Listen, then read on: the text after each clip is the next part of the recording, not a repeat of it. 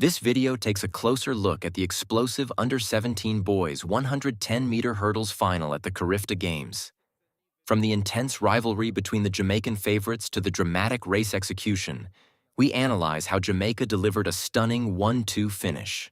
Number 2, great hurdles from France, often starting in the Guadeloupe.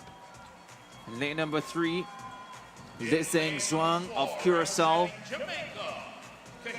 has seen his teammate win a bronze medal already from lane number 3 at the under-17 girls category. Then Kahim Karbi of Jamaica goes in 4. Has made a couple of trips under 14 seconds and on that reckoning, just the favorite. Shakir Lewis, Jamaica, he's in lane 5. Has been chasing Karbi all season, a chance of a medal.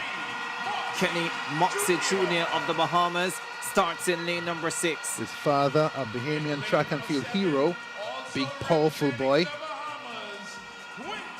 Quinton Roll, another Bahamian, is in lane 7. Last year, 4th in this event, 4th at the 4 hurdles, aching in his heart for a medal. In lane number 8, Andy Murtasico of French Guiana.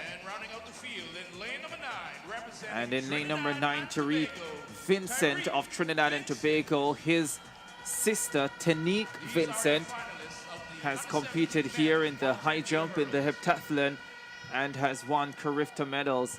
Let's see what he can do. His team manager, Carifta Under 20 Sprint Hurdles champion, Jehu Gordon, in 2010. Final of the under-17 boys 110-meter hurdles. 9 athletes, 3 medals. Confirmation of the lineup: Samuel Francis, the 400 hurdles champion; Karias, Zhuang, Karbi, Lewis, Moxie Jr., Roll, and Murtasatico.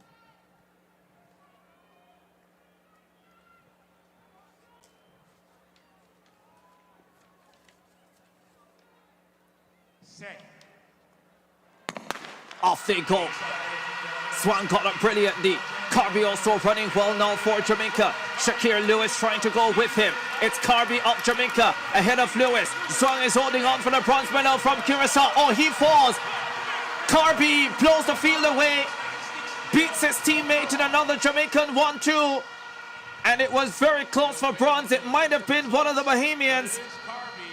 After Lizelle Zhuang crashed into the final hurdle. And if the wind is legal, we have another record in the hurdles. And this one, at 13:49, goes to Kahim Karbi of Jamaica. Sounds like a binary code, 1-2, 1-2, 1-2. Shakir Lewis second at 14.20. And the unfortunate Zhuang falling mid-race when he was in a challenging position for a medal. But Karbi, tall, powerful, and precise, comes through to win gold for Jamaica in the under-17 boys sprint hurdles. Very efficient.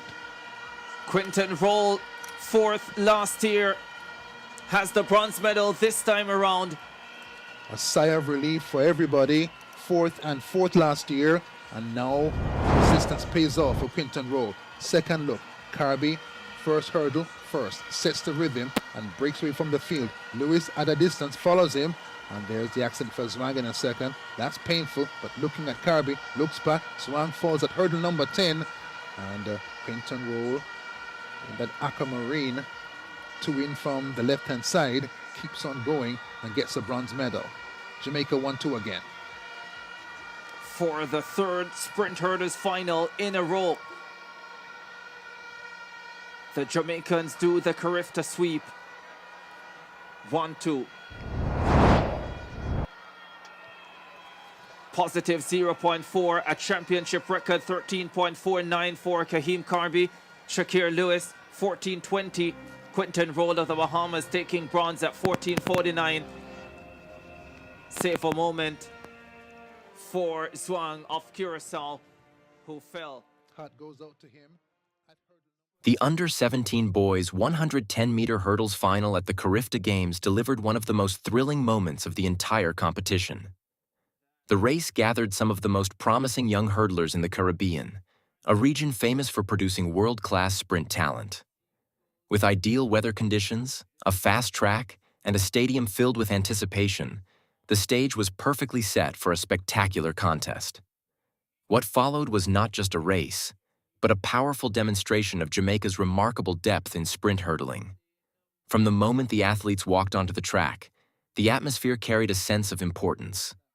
For many of these competitors, this was more than just another youth race. It was an opportunity to prove themselves on one of the biggest junior stages in the region. The Carifta Games have historically served as a launching pad for future international stars, and every athlete on the starting line knew that a strong performance here could mark the beginning of a much larger career in athletics. Among the competitors, much of the attention was focused on the Jamaican duo occupying the center lanes. In lane 4 stood Carby, widely considered the favorite heading into the final. Throughout the season, Carby had consistently shown impressive speed, discipline, and technical efficiency over the hurdles. Most notably, he had already dipped below the prestigious 14-second barrier multiple times, a remarkable achievement for an athlete in the under-17 category. His performances leading up to the final suggested not only talent, but also a level of maturity in his hurdling technique that is rarely seen at such a young age. Directly beside him in lane 5 stood Shakir Lewis, another Jamaican athlete who had been pushing Carby throughout the season. Their rivalry had become one of the most compelling narratives in Caribbean junior athletics. Meet after meet, the two athletes had exchanged victories, each performance forcing the other to improve. Lewis possessed exceptional rhythm between the barriers and displayed remarkable composure under pressure. Many observers believed that if anyone could challenge Carby in this final, it would be Lewis. Beyond the two Jamaican favorites, the race also featured several talented athletes from across the Caribbean, each bringing their own story and ambition to the final. In lane 1 was Samuel Francis from St. Kitts and Nevis. Although primarily known as a 400-meter hurdle specialist, Francis had demonstrated impressive versatility by qualifying for this sprint hurdle final.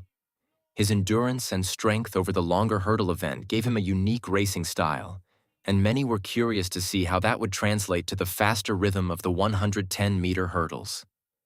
Lane 2 was occupied by Tristan Carras of Guadeloupe, an athlete who had quietly progressed through the rounds with consistent performances. Carras was known for his smooth hurdling form and efficient clearance technique, allowing him to maintain speed while minimizing wasted motion. While he entered the race as somewhat of an outsider compared to the Jamaican favorites, his steady improvement suggested he could still produce a surprise performance. In lane 3 stood Lizan Zhuang of Curaçao. Zhuang entered the final with additional motivation after witnessing a teammate secure a bronze medal earlier in the meet. Inspired by that success, he hoped to add another medal to his country's tally. Zhuang had shown impressive determination throughout the preliminary rounds and carried a strong competitive spirit into the final. The Bahamas also had strong representation in the race. In lane 6 stood Kenny Moxie Jr., a name that carried significant recognition in Caribbean athletic circles. As the son of a respected Bahamian track legend, expectations were naturally high. Moxie Jr. had demonstrated both speed and athleticism during the season, and many believed he had the potential to challenge for a podium finish if he executed his race cleanly. Another Bahamian athlete, Quinton Rowe, lined up in lane 7. Rowe had finished just outside the medals in the previous year's Carifta Games, placing fourth in a highly competitive race. That experience served as a powerful source of motivation. Returning this year, he was determined not to leave empty-handed again. His preparation had been focused and intense, and he entered the final with a clear objective: to finally secure a medal. Lane 8 featured Andy Mister from French Guiana, an athlete who had impressed coaches with his raw athletic ability and rapid development throughout the season. Though still refining aspects of his hurdling technique, his natural speed made him a dangerous competitor capable of producing a breakthrough performance. Finally, in lane 9 stood Tariq Vincent of Trinidad and Tobago. Vincent carried with him a personal story that added emotional weight to his appearance in the final. His sister, Tanique Vincent, had already made her mark in athletics as a medal-winning high jumper. Tariq hoped to continue the family's sporting legacy by achieving success in his own event. For him, this race represented both a personal challenge and an opportunity to bring pride to his family and country. As the athletes settled into their starting blocks, the tension inside the stadium intensified. 9 young competitors, each representing the hopes of their nation, prepared for a race that would last only a few seconds but would be remembered far longer. Yet despite the depth of talent across the field, the spotlight inevitably returned to the 2 Jamaican athletes at the center lanes.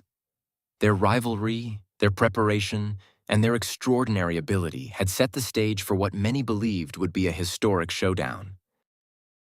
And as the crowd fell silent in anticipation of the starting gun, it became clear that this final would not simply decide a winner.